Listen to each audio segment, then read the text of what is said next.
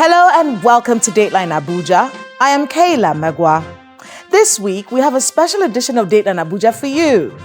The United Nations Development Programme's first resident representative in Nigeria, following the UN reforms that resulted in the separation of the UNDP's activities from the Resident Coordination System, Mr. Mohammed Yahya, has completed his 5-year term and is leaving us, and has taken the time to sit with us and talk about his years of service to Nigeria and some very controversial programs, which we will get to shortly. But first, let's get you updated on the major stories from Nigeria's presidency on our Abuja Wrap.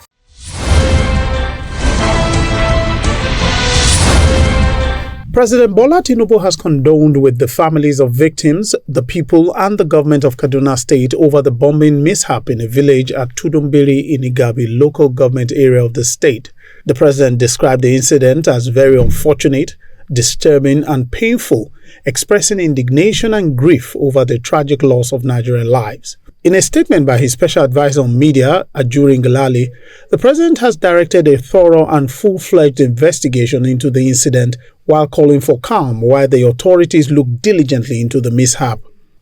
President Bola Tinubu has returned to Abuja after attending the 28th United Nations Climate Change Conference, which took place in Dubai, United Arab Emirates. He was received by a delegation which included the Minister of the FCT, Nyesom Wike, the Chief of Staff to the President, Femi Gbajabiamila, and the National Chairman of the APC, Abdullahi Ganduje. Apart from participating in the Climate Change Conference, the President had bilateral talks with King Charles of England, the President of the UAE, and leaders of several countries and multilateral partners to concretize engagements. President Tinubu also witnessed the signing of an accelerated performance agreement between Nigeria and Germany to improve Nigerians' electricity supply and hosted a high-level meeting with stakeholders and investors on the Nigerian carbon market and the electric buses rollout program on the margins of the COP28 climate summit. President Bola Tinubu has emphasized the imperative of cooperation for economic prosperity in West Africa, noting that a lack of synergy between Nigeria and Benin Republic has been a hindrance to mutual development. A statement from the Special Advisor on Media to the President, Mr. Ajuri Ngelale, states that the President made the observation when he received President Patrice Talon of Benin Republic at the State House in Abuja. According to the statement, President Tinubu notes that Nigeria and the Benin Republic share a lot in common, which he described as co-joined twins held together at the hip. It adds that the Benin president is seeking stronger trade ties with Nigeria, emphasizing the free movement of people and goods between both countries. Vice President Kashim Shettima says the bold decision so far taken by President Bola Tinubu-led federal government will change Nigeria's economic fortune in the long run. He stated this when he received the report of a study conducted by 86 participants of the National Institute for Security Studies Executive Intelligence Management Course 16. The participants were drawn from 35 agencies in Nigeria and 4 other African countries of Chad, the Gambia, Niger, and Rwanda. Speaking to State House correspondents after the presentation of the report to Vice President Shettima, the Commandant of the National Institute for Security Studies, Ayodele Adeleke, says, among other things, the report recommends regional cooperation among African countries. One of the things we talked about is for the need for African continent to be together. Trade among ourselves, it will be cheaper and more faster for us, and it will help our development as well. That's why we are talking about globalization, bringing everything nearer to us rather than be importing. The time wasted in importing goods, it's very expensive to import goods these days. You know that. The former governor of the Central Bank of Nigeria, Sanusi Lamido Sanusi, has advocated a thorough audit of the Nigerian National Petroleum Company Limited. He pointed out that a similar push for transparency in the past led to his removal from the position of CBN governor. Sanusi made these remarks during the 2023 Bank Directors Summit in Abuja. In addition, Sanusi suggested the separation of the roles of the President and the Minister of Petroleum, because such a dual role hampers the pursuit of transparency and accountability in Nigeria's petroleum sector.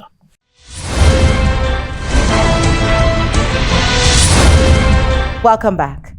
As I said earlier, this week we have a one-on-one with Mr. Mohammed Yahya, the outgoing UNDP resident representative to Nigeria. When he assumed office on the 1st of January 2019, he stated that, quote, "Our activities will be guided by the needs of the country, which have been captured in our country program for Nigeria. But more also, supporting the country to achieve the SDGs and responding to the security challenges in the Northeast and the Middle Belt," end quote. At the time, the UNDP had just launched an initiative, the Stabilization Facility, which was aimed at restoring stability and rebuilding communities in the Lake Chad region that had been affected by the Boko Haram insurgency. He said at the time that UNDP would develop a number of activities aimed at strengthening the image of the country in the region and abroad. The UNDP has a unique role to play as an integrator in the support the UN system renders to Nigeria in SDG implementation. And he said it will be his priority to ensure that this is effectively done. So, how did he do? What will the new UNDP resident representative be inheriting? And what are the challenges to the work they've been sent to Nigeria to do? Please enjoy our one-on-one chat with Mr. Mohammed Yahya. Mr. Mohammed Yahya, welcome to Dateline Abuja. Thank you for having me. I mean, it's been a very interesting few years for you. I remember when you came in in January of 2019, and you were the very first for your office. We'll get into that dichotomy that led to your appointment, and then COVID interrupted us. Yeah, it was almost like you were created for the chaos. Yes. So talk to us a bit let's talk about that dichotomy that led to, because you're the very first of your office, the first time they removed the intervention bit from the coordination bit of the United Nations. So talk to us a bit about that dichotomy, why it was necessary for you to come here. So part of the current Secretary General, before he came to become Secretary General, was a commitment to reform the UN and make it more effective and closer to the people. And prior to that, the head of UNDP, who was a resident representative, the job I have, I was also the head of the UN system as a resident coordinator.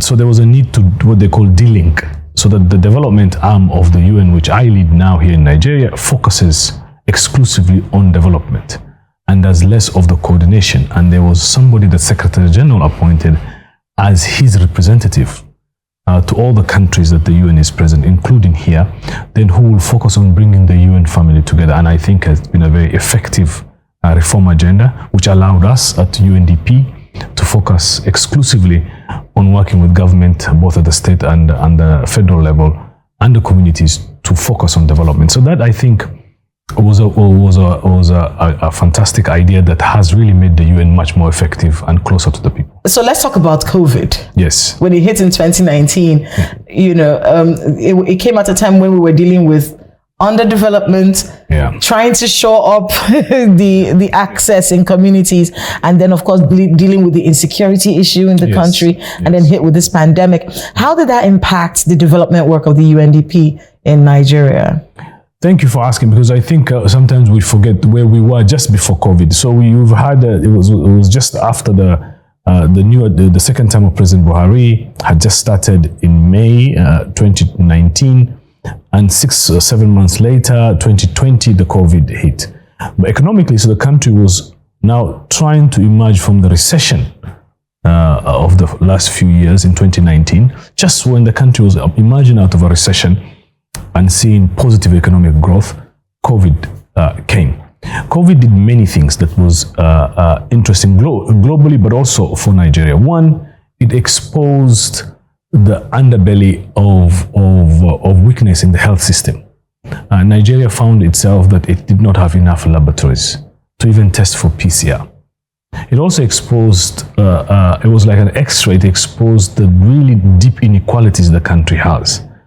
Those who are closer to those few labs that existed had access to be tested. Those who are farther away had no access to be able to be tested. It also exposed the danger of a country leaving itself with no manufacturing capability. And that's when multilateralism and the UN, I think, became the only avenue for government to seek support. So we were able to go to our offices in China, procure procure 40% of all medical equipment for Nigeria during COVID. One of the major, jobs I've seen you focus on is the return of people from displaced communities. Yes. You're in Borno most of the time, Yes. trying to make sure that works out.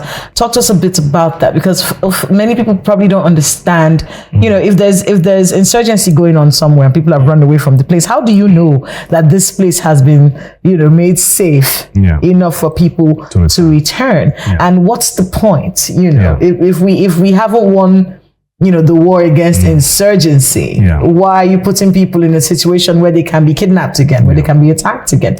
So just so people can understand what this work is about. First, thank you for raising that important question. And one of the things, as somebody who comes from a smaller country, that for us, when people don't realize how big this country is and how diverse it is, which is a strength in my opinion. Obviously, UNDP as part of the UN, we strongly believe that voluntary and safe return is the only way to do it, and that commitment we got from the state government was a partnership that we started under the Regional Stabilization Facility.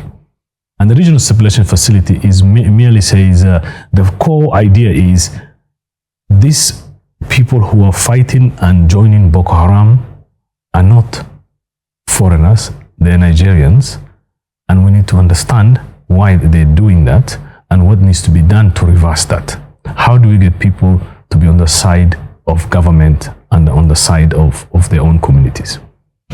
From that perspective, what we wanted to do then is to say, first thing we need to do is to show the government is doing things that it has never done for communities, especially on those far end areas where you have the insurgency.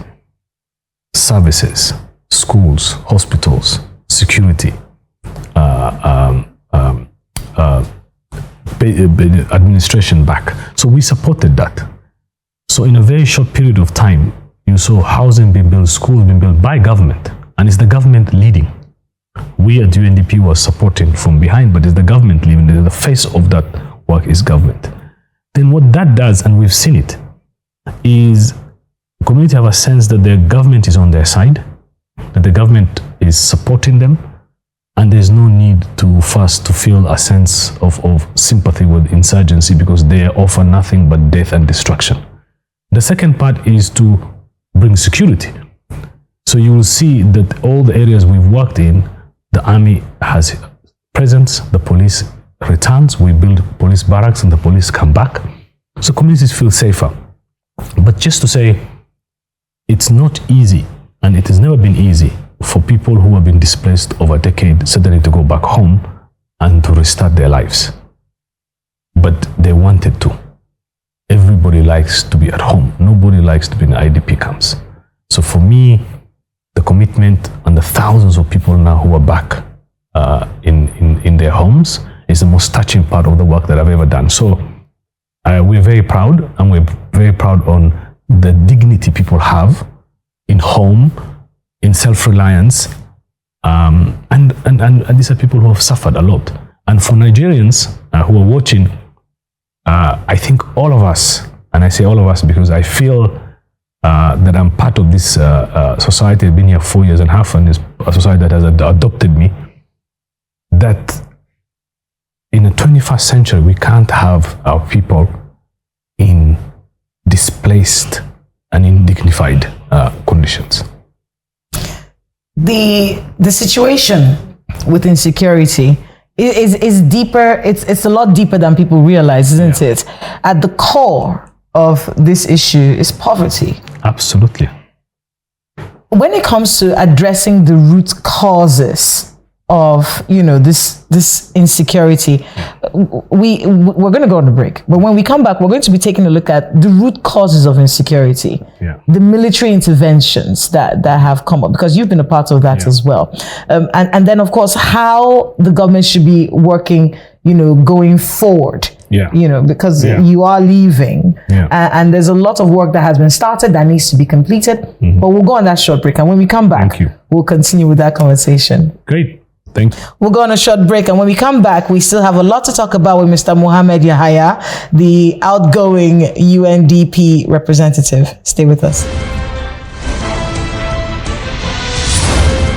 Welcome back to Dateline Abuja. If you're just joining us, we have been speaking with Mr. Mohammed Yahaya, the outgoing UNDP representative. Thank you so much for making out the time to speak with us today. So let's go back to the conversation about insecurity and its root causes when it comes to poverty. Absolutely. In the work that you've done in the country in the past 4.5 years with the Nigerian government, have we been able to address those root causes?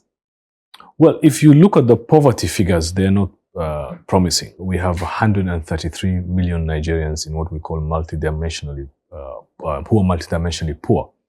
UNDP supported the NBS, National Bureau of Statistics, to bring those data. So those are government data that was published, I think early this year.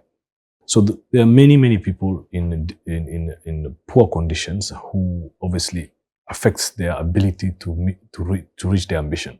For us, in the UNDP, we believe that the key to any development or for any country is what we call the human development approach. And what does that mean? Essentially, that means every child, every human being born in this country should realize their potential.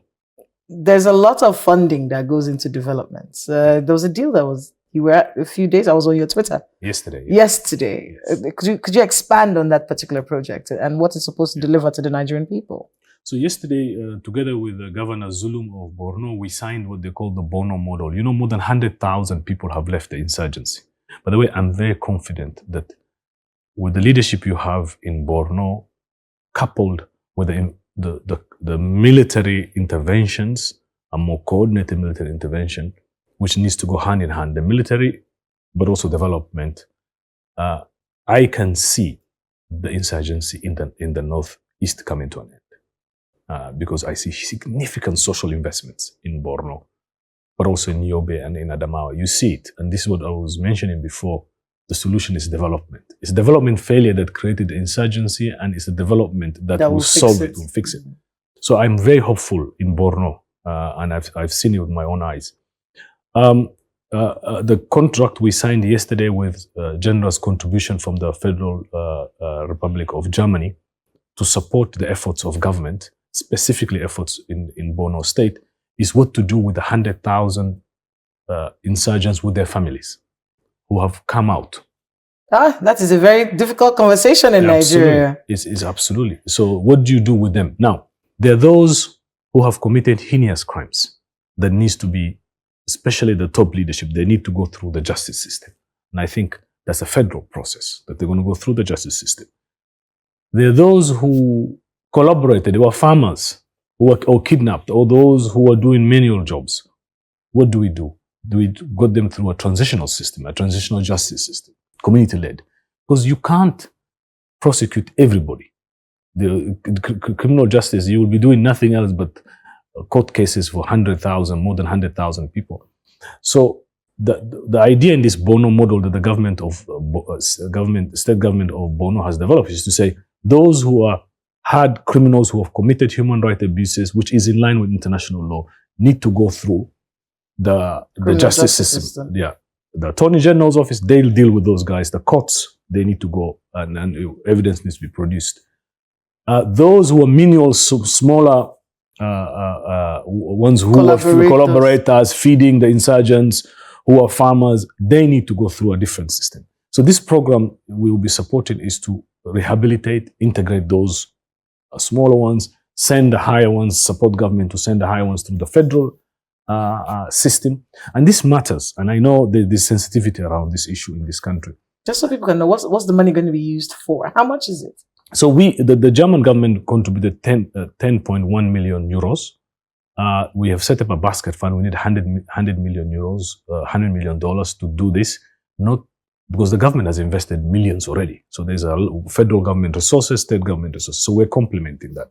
It's a difficult conversation to have with Nigerians. Well, not just in Nigeria, I think around the world. Rehabilitation of people that the Nigerian people have viewed as their enemies. Yeah. People who have cost the lives of so many people. Yeah. I grew up in the north, so it's difficult to find a family in northern Nigeria that hasn't been impacted on some level by, the insurgency. And the concept of rehabilitation. How do you get people to have to feel a little relaxed that the rehabilitation process in itself, there's enough to ensure that this person is reintegrated in society, is not a threat to my society. Because if I lived in a community and I know that someone who used to be a member of Boko Haram, well, as a collaborator, maybe he didn't commit heinous crime, maybe he supplied fuel, maybe he supplied perfume, as we've started hearing, or supplied food. This person now is back in my community. How do I feel safe? How do I know that this person is not a spy? How do I know that this person is not planning, collaborating even on a larger scale? How do you get people to feel comfortable with that? First is to say that people have every right to be uncomfortable. So that is a normal human reaction, to know that people you have been killing, who have been maiming, who have displaced you, is a very sensitive issue. And it's not only in Nigeria, we've seen it around the world. Having said that, it's good, and I want to, and the government has articulated this, the governor has articulated this much better than I could. The government is not rehabilitating people who have committed crimes. Heinous crimes. That is, we can't even support that, because terrorism is an international law issue. It's not only a national law issue. Although the federal government law also has a strict interpretation of how to deal with people who have committed terrorist acts. So that is a justice system. So Nigerians need to be comfortable. That is where the justice system will take its course, and these people will be tried in a court of law, and the judgment will go through that path. However, what do you do with a farmer who was kidnapped and stayed in rural area farming on behalf of the insurgency? Do you send them to a court system as well? Or do you find more traditional mechanisms to deal with that? And it's really important. Communities will be involved in that process. From my understanding, is the communities who are where these people will be rehabilitated will have a say, and the government is already doing that and engaging. And I remember the gacaca system in Rwanda. If the Rwanda had followed criminal justice systems for everybody who was involved in the genocide, the country will have to close down and do nothing but try people for decades. But when gacaca was done, there were still people who were found guilty. It was still a system of guilt and innocence. Absolutely. And this is why they will have a transitional justice system, community-based transitional justice system. This is the policies that the Bono government is developing now, and it will be used. So it will be a form of a gacaca, but based on the traditions of the people of Bono. So that is the process they are proposing. For the person who's coming in after you, what should he have at the back of his mind? It's a she. It was a she. Yes. Fantastic. So you'll be interviewing a she. Yes, I will. She's one of our most experienced representatives. She's currently the representative in Uganda. She has a head of UNDP in Uganda. She'll be coming here in January. She's a Ghanaian woman. She knows this country very well. The only advice I gave her is she cannot get into jollof discussions. Because ours is better, I mean. Of course. I'm with Nigeria on this one. I want to thank you so much, Mr. Mohammed Yahya, for being with us on Dateline Abuja. Thank you so much for 4.5 years. Thank you. Thank you very much. Thank you very much. And good luck. Thank you. Thank you. Thank you.